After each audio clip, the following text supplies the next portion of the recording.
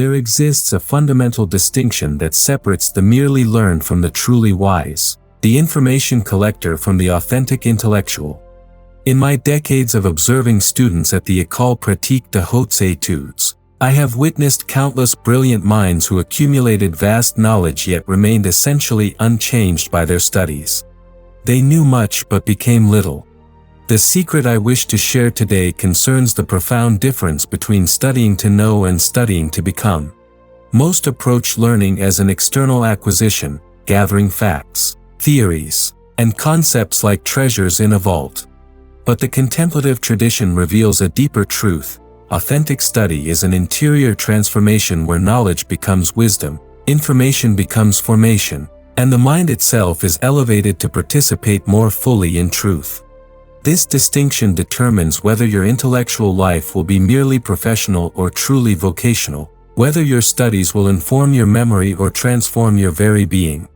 The great masters understood that we do not simply possess truth, truth possesses us, reshaping our intellect, will, and character in its image. Today, I invite you to discover why this ancient wisdom holds the key to intellectual excellence in our distracted age. Chapter 1: The difference between having knowledge and being formed by truth. The modern student approaches learning like a merchant in the marketplace, seeking to acquire intellectual commodities that can be stored, cataloged, and later exchanged for academic or professional advancement. This mercantile mentality reduces the noble act of learning to mere accumulation.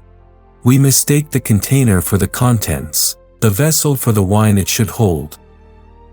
True intellectual formation operates on an entirely different principle. When we study to become rather than merely to know, we allow truth to work upon our very faculties, gradually conforming our mind to reality itself. This is why the medieval masters spoke of intellectus rather than mere ratio, not just the calculating mind, but the mind elevated to participate in the very structure of being.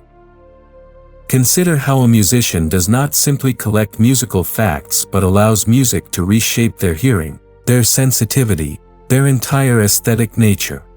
The accomplished pianist's fingers have been formed by years of disciplined practice until they naturally find the keys. Similarly, the contemplative student allows repeated encounter with truth to form new intellectual habits, new ways of seeing, new capacities for wisdom. This formation requires what I call receptive activity, an alert passivity that welcomes truth's transformative power while actively cooperating with it. We must approach each text, each problem, each insight with the humble recognition that we are not masters extracting value, but apprentices being shaped by realities greater than ourselves. The tragedy of modern education lies in its forgetting of this formative dimension. Students learn to manipulate concepts without being moved by them, to analyze arguments without being convinced by truth, to discuss profound questions without being changed by the encounter. They develop a kind of intellectual immunity that protects them from the very transformation that learning should produce. But when we study to become, every encounter with truth becomes an opportunity for growth. We read Aristotle not merely to understand his positions but to develop the intellectual virtues he exemplified. We study mathematics not only to solve problems but to cultivate precision and logical rigor. We engage philosophy not just to know its history but to develop wisdom. This is the path of authentic intellectual development. Chapter 2: How character shapes understanding more than technique. The contemporary obsession with methodology has obscured a fundamental truth.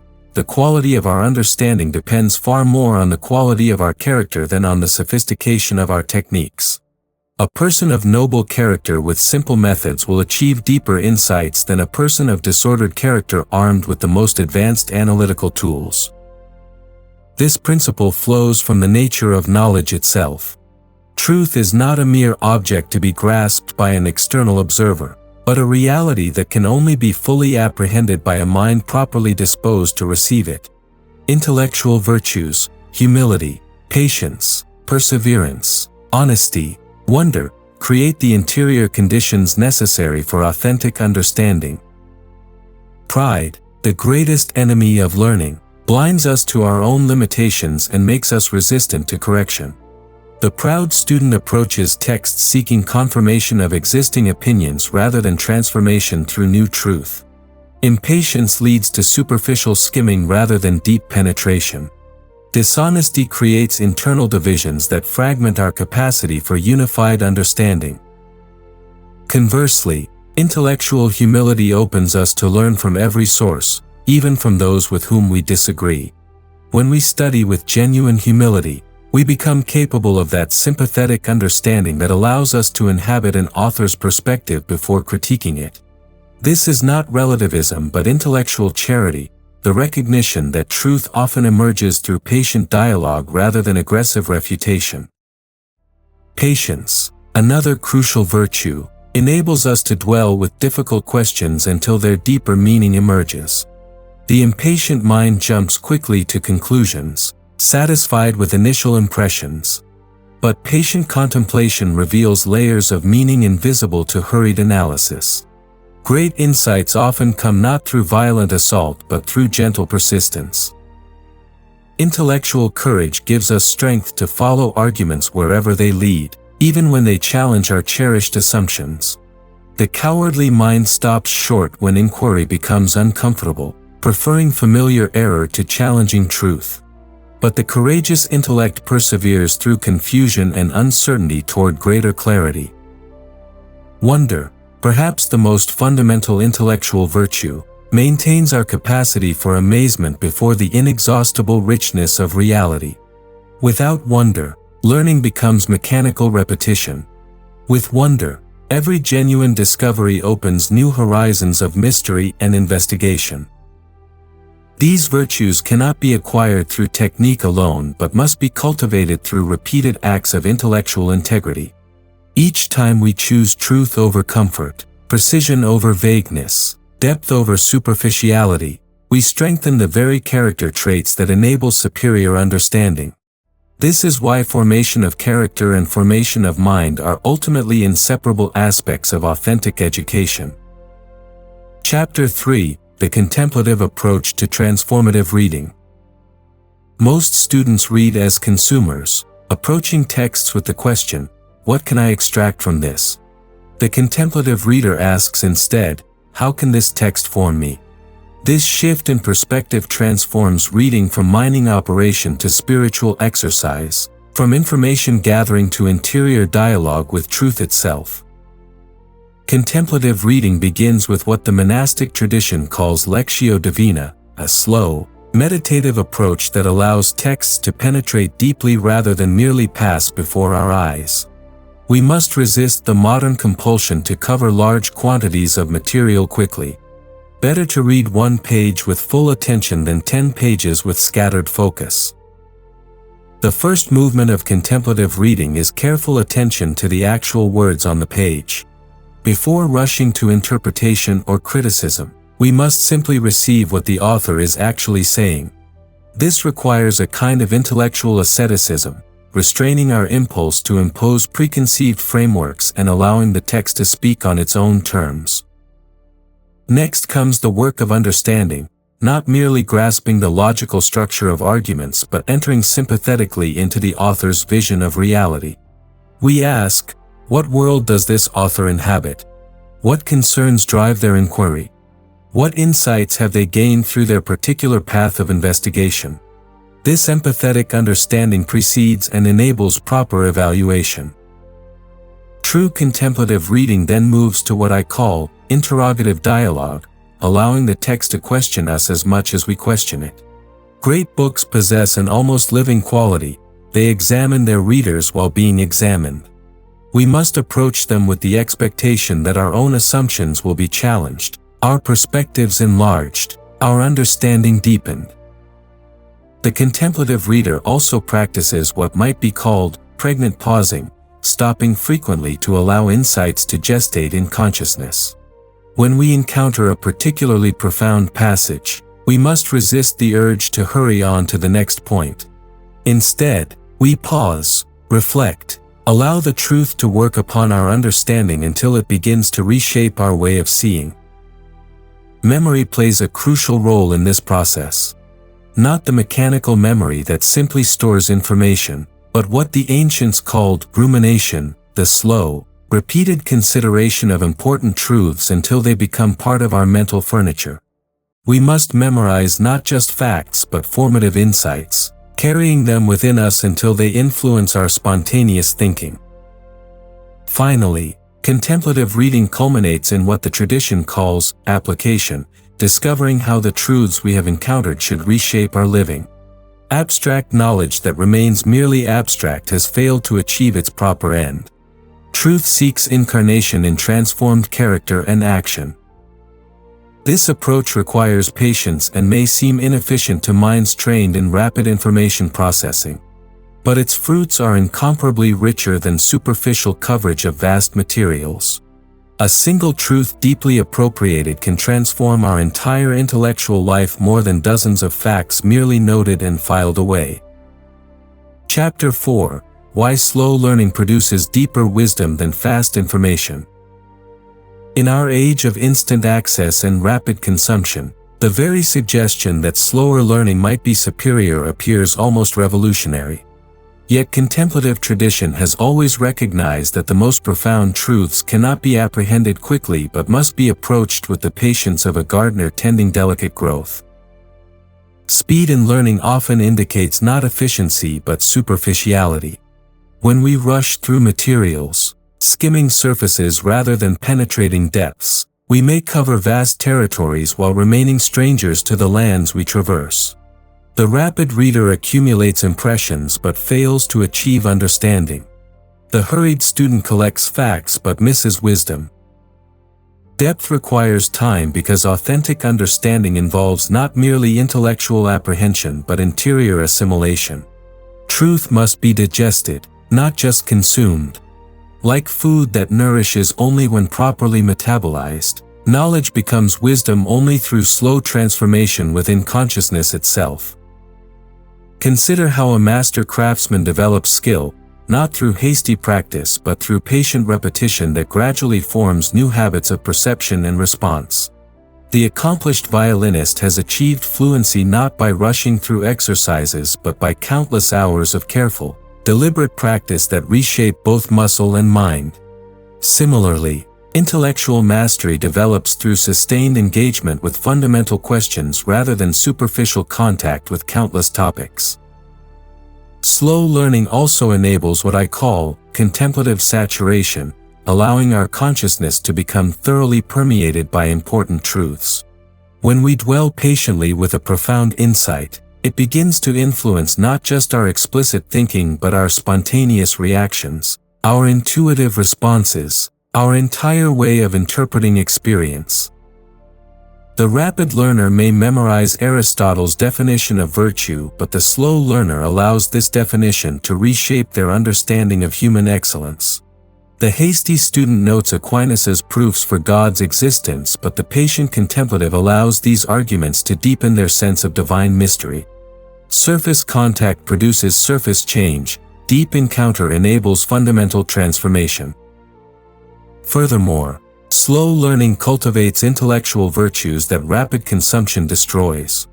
Patience, persistence, careful attention, respect for complexity, these habits of mind develop only through repeated practice in sustained inquiry. The mind trained in quick processing loses capacity for the kind of patient reflection that yields genuine insight. This does not mean intellectual sloth or aimless wandering. Contemplative learning possesses its own rigor, perhaps more demanding than rapid acquisition because it requires sustained concentration rather than fleeting attention. We must learn to distinguish between the false efficiency of superficial coverage and the true efficiency of deep appropriation. In practical terms, this means reading fewer books but reading them more thoroughly. It means dwelling longer with fundamental questions rather than rushing to advanced topics. It means allowing time for reflection, integration, and application rather than immediately moving to new material. The fruits of this approach may not be immediately visible in conventional academic measures, but they produce the kind of deep understanding that enables original thinking, creative application, and wisdom that endures beyond temporary fashion. Chapter 5: The Integration of Prayer and Study in Intellectual Formation. The modern compartmentalization of life has created an artificial separation between intellectual activity and spiritual practice that would have been incomprehensible to the great masters of learning. For centuries, the most profound thinkers understood that authentic intellectual formation requires the integration of prayer and study, contemplation and analysis, the life of the mind and the life of the spirit. This integration flows from recognition that truth itself possesses a sacred character. When we encounter genuine truth, whether in mathematics, philosophy, literature, or science, we touch something that transcends merely human construction. Truth participates in the divine nature, and our approach to it should reflect this dignity. This is why intellectual work, properly conducted, becomes a form of worship. Prayer prepares the mind for study by creating the interior dispositions necessary for authentic learning. Pride, the greatest obstacle to understanding, dissolves in genuine prayer. Anxiety, which fragments attention, finds peace in communion with divine providence. Selfish ambition, which corrupts the search for truth, is purified by recognition of our calling to serve wisdom rather than exploit it for personal advancement. The practice of beginning study with prayer is not mere pious convention but practical wisdom. In prayer, we acknowledge our dependence on divine illumination for genuine understanding. We place our intellectual efforts within the context of ultimate meaning. We request the humility, patience, and perseverance necessary for authentic learning. During study itself, the contemplative maintains an attitude of implicit prayer, a background awareness of divine presence that prevents intellectual work from becoming merely secular activity. This does not mean constant explicit attention to God, which would distract from necessary focus on specific problems. Rather, it means conducting intellectual work within a context of reverence that recognizes truth as gift rather than conquest. The integration also involves recognizing that different types of truth require different modes of apprehension. Some truths yield to analytical investigation, others to intuitive contemplation, still others to lived experience. Prayer cultivates the receptive dimension of intelligence that enables us to recognize truths that cannot be forced through aggressive inquiry. Contemplative reading of sacred texts provides a model for approaching all great books. We read not as critics seeking flaws but as disciples seeking formation. We allow texts to examine us while we examine them. We approach authors not as intellectual adversaries but as potential guides in the search for truth. The rhythm of contemplative life, alternating periods of intense focus with moments of reflection, study with prayer, intellectual effort with spiritual refreshment, provides a sustainable pattern for lifelong learning. The mind that attempts constant activity without contemplative rest burns out like an engine without oil.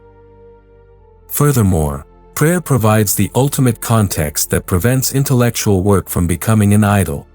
When we remember that our intelligence itself is gift, that truth belongs ultimately to God, that our highest calling is to serve wisdom rather than possess it, we maintain the proper relationship between creature and creator that enables authentic human flourishing. This integration does not compromise intellectual rigor but enhances it by providing the spiritual foundations necessary for sustained commitment to truth. The praying scholar brings to intellectual work a depth of motivation and clarity of purpose that enables persistence through difficulties that would discourage merely secular inquiry. Chapter 6: Building Character Through Disciplined Intellectual Habits. The formation of character and the development of intellectual capacity are not separate enterprises but aspects of a single process of human formation. Every act of serious study either strengthens or weakens the fundamental dispositions that determine the quality of both our thinking and our living. This is why intellectual discipline possesses moral significance far beyond its immediate academic applications. Consider the simple act of sustaining attention on a difficult text despite the mind's tendency to wander. This apparently intellectual exercise actually cultivates the virtue of perseverance that enables constancy in every area of life. The student who learns to persist through confusion in reading Aristotle develops the same steadfastness needed for fidelity in friendship, consistency in prayer, and persistence in any worthy endeavor. Similarly, the practice of intellectual honesty, acknowledging when we do not understand, admitting when evidence contradicts our preferences, recognizing the strength in opposing arguments, forms the fundamental integrity that should characterize all human relationships. The scholar who learns to prefer truth to comfort in academic matters develops the courage needed to choose principle over convenience in moral decisions. The discipline of careful reading cultivates attention that benefits every aspect of life. In our age of constant distraction, the ability to focus sustained attention on a single object represents a rare and precious achievement. The mind trained to concentrate deeply on intellectual problems gains capacity for the kind of presence that enables authentic relationships, effective work, and fruitful prayer. Regular study habits create the structure within which intellectual virtues can develop. Just as physical exercise must be consistent to strengthen the body, intellectual exercise must follow reliable patterns to strengthen the mind.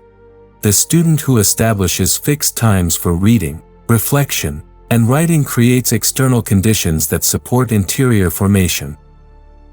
The practice of taking notes, not merely recording information but actively engaging with ideas through writing, develops the precision of thought that characterizes clear thinking in every context. When we must articulate our understanding in writing, vague impressions become definite concepts, confused reactions develop into coherent positions, and genuine learning becomes distinguishable from mere exposure. Memorization, often dismissed in contemporary education, actually serves crucial formative purposes. When we commit important texts to memory, we carry wisdom within ourselves, available for reflection during otherwise empty moments. Memorized poetry enriches our interior life, memorized principles guide decision-making, memorized arguments strengthen our capacity for analysis. The discipline of systematic review, regularly returning to previously studied materials, builds the intellectual virtue of thoroughness while preventing the common academic vice of constantly moving to new topics without adequately assimilating previous learning.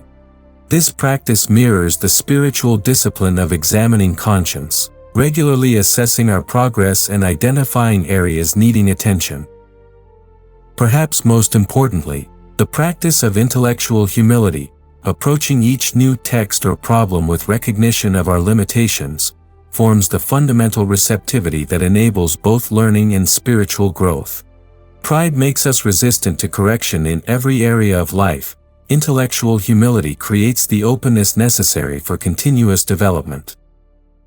These habits, consistently practiced, gradually form what the ancients called second nature, stable dispositions that enable spontaneous excellence. The person formed through disciplined intellectual life naturally approaches problems with clarity, persons with respect, and truth with reverence.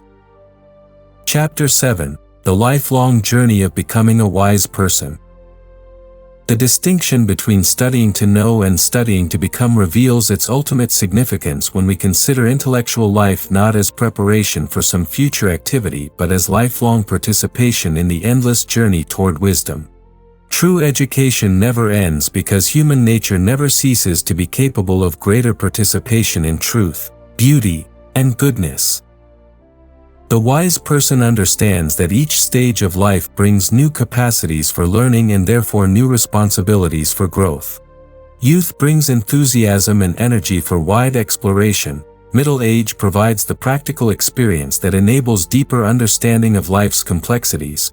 Elder years offer the perspective that can integrate a lifetime of insights into mature wisdom. Each season has its proper work in the formation of a complete human being. This perspective transforms our relationship to both success and failure in intellectual endeavors. Setbacks become opportunities for developing humility and persistence rather than occasions for discouragement.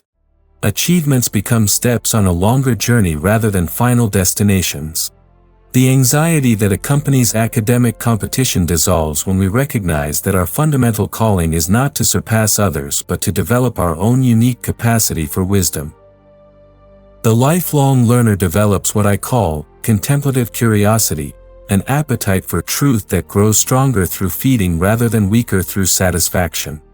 Unlike mere intellectual acquisitiveness, which seeks to possess knowledge for personal advantage, contemplative curiosity desires truth for its own sake and finds joy in every authentic discovery regardless of its immediate utility.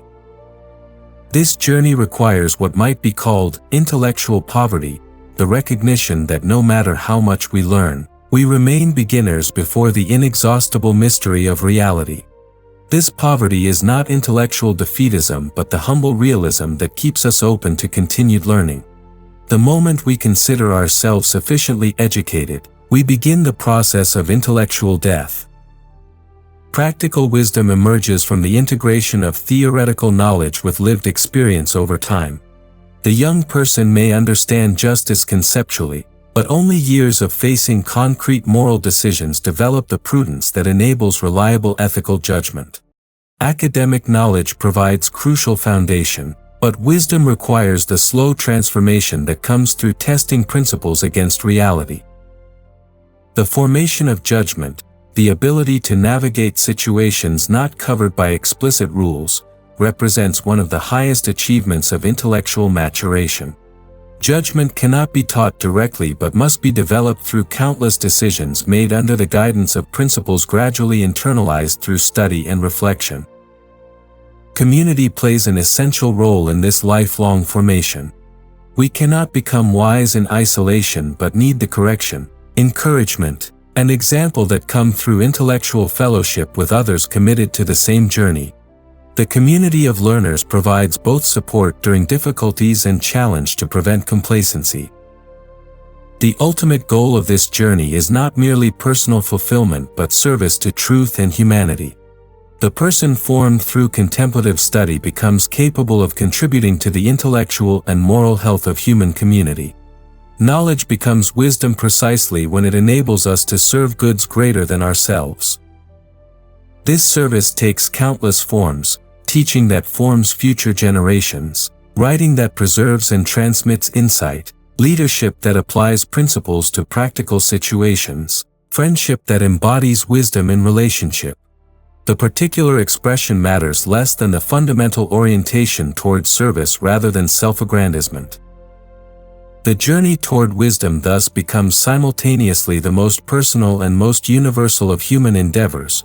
Personal because each individual must traverse the path through their own effort and experience. Universal because it serves the common human vocation to participate ever more fully in truth itself.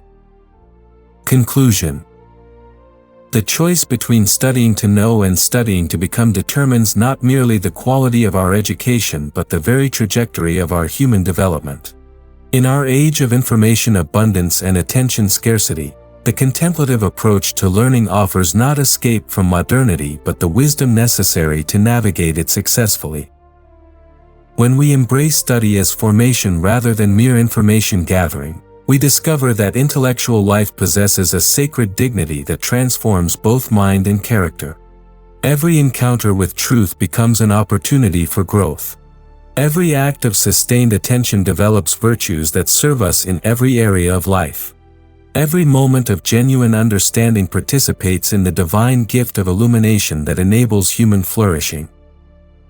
The path I have described requires patience in an impatient age, depth in a culture of surfaces, integration in a time of fragmentation. Yet these very qualities make it not obsolete but essential. The person formed through contemplative discipline brings to contemporary challenges resources that no merely technical education can provide. Remember that authentic intellectual life serves not only personal development but the common good. In becoming wise, we become capable of contributing to the intellectual and moral health of human community. Our individual journey toward truth participates in humanity's collective search for wisdom. I encourage you, therefore, To approach your studies with the recognition that you are called not merely to career preparation but to human formation. Allow truth to transform you. Embrace the discipline that forms character while developing intellect. Join the community of learners committed to lifelong growth in wisdom. And remember always that the mind illuminated by truth becomes itself a light for others seeking their way toward authentic human excellence.